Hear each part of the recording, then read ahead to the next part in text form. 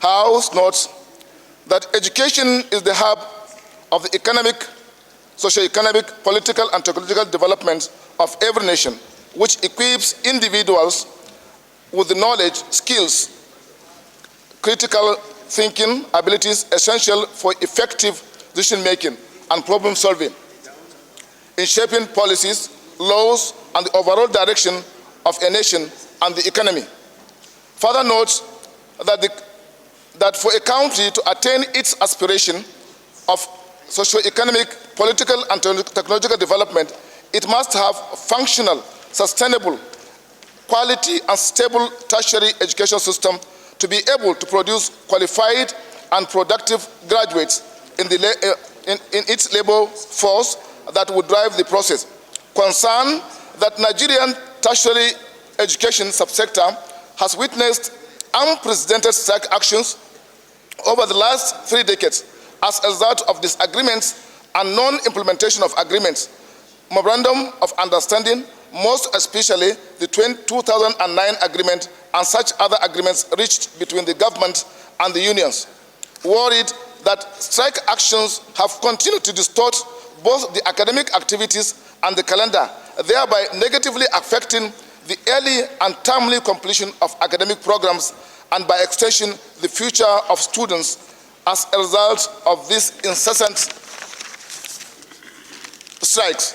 These and other issues such as poor funding of public tertiary institutions in the education subsector resulted to a growing demand for foreign-owned and private universities in the country, which is characterized by its illicit activities, including certificate racketeering.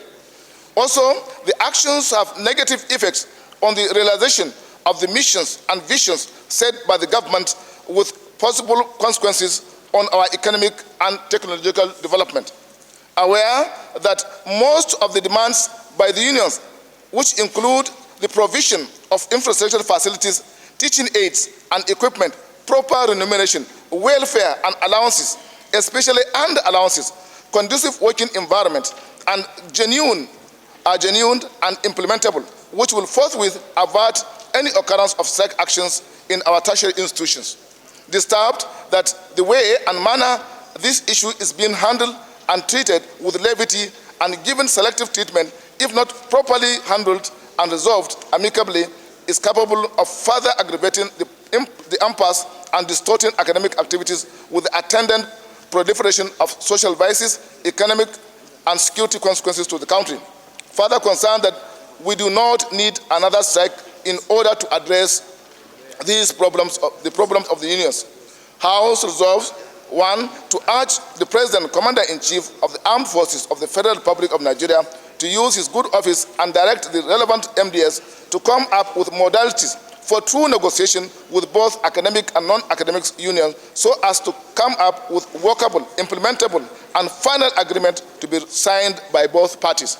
2, direct the Federal Ministry of Finance, Budget Office of the Federation, Accountant General of the Federation, and such MDS to ensure full implementation and prompt payment of all monies due to the unions.